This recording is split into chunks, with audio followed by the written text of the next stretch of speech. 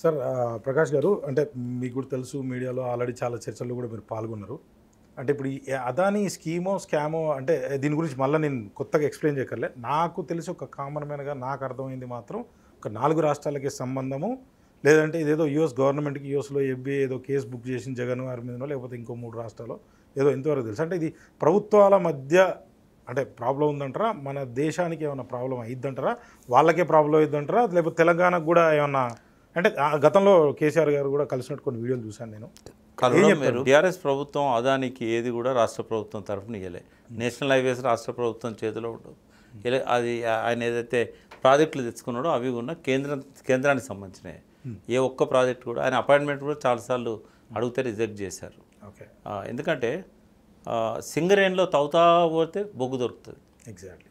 అదాని అన్న దగ్గర తవ్వుతా పోతుంటే స్కాములు దొరుకుతాయి. డబ్బులు స్కాములు దొరుకుతాయి. సరే ఇప్పుడు ఒక స్కామ్ బయటపడ్డది కాబట్టి 4 రాష్ట్రాలకు సంబంధం ఉందని అన్నారు. అయితే తెలుగుగా ఏం చేసుకుంటారు అంటే చట్టాన్ని దొరకకుండా చాలా జాగ్రత్తలు పడతారు. బట్ వాళ్ళ కింద ఉన్న అధికారులు ఎక్కడో ఒకడ వ్యవస్థ ఉంటుంది కదా, వాళ్ళ మిస్టేక్ వల్ల కొన్ని బయటకు వస్తూ ఉంటాయి. అంటే మీరు అడ్వకేట్ కూడా అంటే ఈ కేసులో జగన్ని నిజంగానే అరెస్ట్ చేస్తారా లేకపోతే ఇంకా ఫెడరల్ రాష్ట్రాలకి ఏమైనా జరుగుతుంది? ఫెడరల్ లా ఉంటుంది కదా, ఫెడరల్ లా లేకపోతే మనకి పెట్టుబడులు రావా, ఇలాంటి చర్చ జరుగుతుంది. మీరు ఏం చెప్తారు? అంటే ఒక్కటైతే భారతదేశం పరుగు తీశాడు అదని. అమెరికాల కేసు 4 రాష్ట్రాల ముఖ్యమంత్రి ఇన్వాల్వ్ అయ్యే విధంగా ఉంది అని అంటేనే జగన్ గారికి ఏం సంబంధం లేదా మీకు తెలిసినంత వరకు? నేను ఏమంటున్నా అంటే మనకు సాక్ష్యాధారాలు, నేను అడ్వకేట్ని, అందుకే ఏ ఆధారాలు లేకుండా నేను మాట్లాడలేను. జగన్కు సంబంధం ఉందా లేదా అంటే నేను మొన్న బాలినేని శ్రీనివాస్ రెడ్డి గారు ఇంటర్వ్యూ చూశాను నేను. ఆయనే అందులో విద్యుత్ శాఖ మంత్రి. కరెక్ట్. ఆయన విద్యుత్ శాఖ మంత్రిగా ఆయన సంతకం పెట్టే ముందు ఆ ఫైల్ క్యాబినెట్కి పంపాడు. సంతకం పెట్టి క్యాబినెట్కి పంపాడు. క్యాబినెట్ డిసిషన్ తీసుకున్నది. ఇదే ఆధారంతో తీసుకున్నదంటే కేంద్ర ప్రభుత్వము వాళ్ళకు పంపిన ఫైల్ అది అదాని పంపిన ఫైల్ కాదు. మరి కేంద్ర ప్రభుత్వం ఫైల్ పంపినప్పుడు వాళ్ళు దాన్ని యాక్సెప్ట్ చేశారు. ఆ స్కామ్ ఎట్లయితుంది? డబ్బులు కూడా అమెరికాలో వాళ్ళకి ఏ ఆధారం దొరికిందో మనకు తెలియదు. అంటే ఇక్కడ అధికారులను ఇన్ఫ్లుయెన్స్ చేయడానికి లంచాలు ఇచ్చారని ఇట్లాంటివన్నీ ఉన్నాయి. అయితే అధికారులను లంచాలు ఇచ్చారు అని అన్నప్పుడు అధికారి లోపలికి అవుతాడు. ఎవరైతే కేంద్ర ప్రభుత్వంలో ఉన్న ఎలక్ట్రిసిటీ డిపార్ట్మెంట్ సంబంధించిన ఇంధన శాఖ కార్యదర్శి ఉన్నాడో ఆ కార్యదర్శి పంపిన ఫైల్ మీద కదా ఇక్కడ సంతకం పెట్టింది జగన్. కాబట్టి ఇంధన శాఖ కార్యదర్శి లోపలికి అవుతాడు. జగన్కి ఎట్లా పడుతుంది? అది జగన్కి ఏం సంబంధం లేదు. ఇంకోటి వాళ్ళు ఇచ్చింది కూడా అబ్నార్మల్ రేట్స్ ఏం లేవు.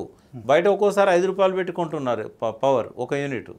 వాళ్ళు ₹2.70 ఎంతో యూనిట్ అని చెప్పి కేంద్ర ప్రభుత్వం పంపింది. అదే జగన్ మాట్లాడిన ఒక వీడియో మీకు చూపిస్తారు. ఒక్క నిమిషం మీకు టైం ఉంటే ఇది ఒక్కసారి చూడండి, ఇది ఒక్కసారి వినండి. దాంట్లో జగన్ కూడా మాట్లాడతారు. వినండి మొత్తం వినండి. ఇంటర్స్టేట్ ట్రాన్స్మిషన్ ఛార్జెస్ ఉండవు. కరెక్ట్. కేంద్ర ప్రభుత్వం ఇచ్చిన ఆర్డర్ ప్రకారం జూలై 2025 లోపు కమిషన్ అయ్యే సోలార్ విద్యుత్కి దేశవ్యాప్తంగా ట్రాన్స్మిషన్ ఛార్జీలు లేవు. గుజరాత్ లో ₹99కే విద్యుత్ జనరేట్ చేస్తా ఉంటే సెకీతో ఒప్పందం మీద ₹2.49 ఎందుకు చేసుకున్నాడు అని అంటాడు. What about the transmission cost? ఆ ట్రాన్స్మిషన్ కాస్ట్ ఎంత తెలుసా? మరో ₹2 per unit. Sir slow down, ఒక్క నిమిషం. మీ నోట్ తోటే జస్ట్ నౌ ట్రాన్స్మిషన్ ఛార్జెస్ లేవు. 25 వరకు తర్వాత అదే ట్రాన్స్మిషన్ ఛార్జెస్ ఫస్ట్ లేవు అని అది సీఎం గారు మాట్లాడింది. లేదు, ఆయన యాంకర్ అత్తెరుగు చూపెడుతున్నాడు. నేను ఏమంటున్నా అంటే 25 వరకే ట్రాన్స్మిషన్ ఛార్జెస్ ఉండవు. బట్ ఈ ఒప్పందం 25 వరకేనా? లాంగ్ టర్మ్ కదా. మరి లాంగ్ టర్మ్లో ట్రాన్స్మిషన్ ఛార్జెస్ గుజరాత్కైనా ఉంటాయి కదా. 20 years ప్రాజెక్ట్. జగన్ మాట్లాడిన దానిలో ఏం తప్పలేదు. ₹2.49 కొనడం అనేది స్కామ్ ఏం కాదు. కానీ ఆ ఫైల్ పంపించిన అధికారులకు లంచాలు ఇచ్చారనేది ఆరోపణ.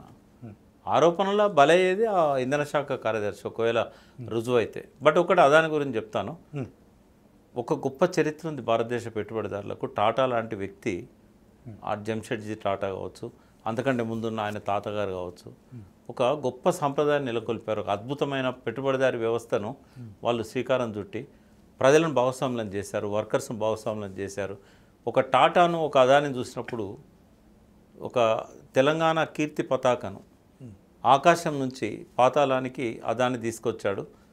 అందులో మధ్యలో అంబానీ ఉంటాడు. ప్రభుత్వాలు ఏ వచ్చినా కూడా వీళ్ళు సేఫ్ సైడ్ ఉంటారు. రేపు మోడీ ప్లేస్లో రాహుల్ గాంధీ వచ్చినా అదానికి ఇదే గౌరవం దొరుకుతుంది. కర్మ మన తెలంగాణ ప్రజలేదు, భారతదేశ ప్రజలేదు.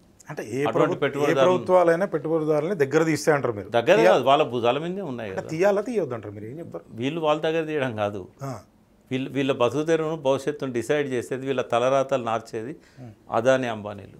మరి వాళ్ళు లేకపోతే బిజినెస్ ఎట్లా జరుగుతుంది? అసలు వాళ్ళు కనుక కాదనుకుంటే జీడీపీ ఎట్లా పెరుగుతుంది? మోడీ ఒక్క జీడీపీని అట్లే కదా సార్ ఈ దొంగ పెట్టుబడిదారులతో జీడీపీ పెరిగేది. ఈ జీడీపీ కామన్ మ్యాన్ నాకేం లేదు, నా చూసి జీడీపీ ఏం లెక్క వీళ్ళు జీడీపీని పెంచుతలేరు, వాళ్ళ ఆస్తులో పెంచుకుంటారు. స్టేట్ జిఎస్డిపిలు కూడా కరెక్ట్గా ఏం జరుగుతలేదు. నేను అనేది ఏంటంటే ఈ స్టేట్ జిఎస్డిపిలో అదాని పాత్ర లేదు, అంబానీ పాత్ర లేదు. కరెక్ట్. రైతుల పాత్ర ఉంది, పారిశ్రామికవేత్తల పాత్ర, ఇక్కడ లోకల్గా ఎవరైతే వెనకటి నుంచి వచ్చి నిజాం కాలం నుంచి వచ్చిన మార్వాడీస్ ఇట్లాంటి వాళ్ళ పాత్ర ఉంది. అదానీలు అంబానీలు ఎక్కడ అడుగు పెడితే అక్కడ స్కామ్లే. అదాని అంబానీ కొంచెం బెటర్, బట్ కంపేర్ చేయలేం మనం. బట్ అదాని అనేటోడు ఒక భారతదేశాన్ని పారిశ్రామిక రంగంలో పుట్టిన ఒక విషవృక్షం. కూకటి వేలతో పెరికి వేయకపోతే భారతదేశాన్ని తినేస్తుంది. ప్రకాష్ గారు అయితే పెద్ద స్టేట్మెంట్ ఇచ్చారు. మరి భవిష్యత్ తరంలో ఏం జరుగుతుందో ఏం జరగదు, మన కాలం అయిపోతుంది, మన అంత్యక్రియలు అవుతాయి, ఇంకేముండదు. ఇంతకంటే ఘోరంగా తయారవుతుంది నెక్స్ట్ జనరేషన్. కాకపోతే ప్రజలు విఘ్నులు ఎప్పుడు ఎట్లా వాత పెట్టాలనో పెడతారు. రేపు రేవంత్ రెడ్డికి కరగాల్చి వాత పెట్టేది కూడా మన ఇద్దరం మాట్లాడుకుంటాం. Right sir, thank you.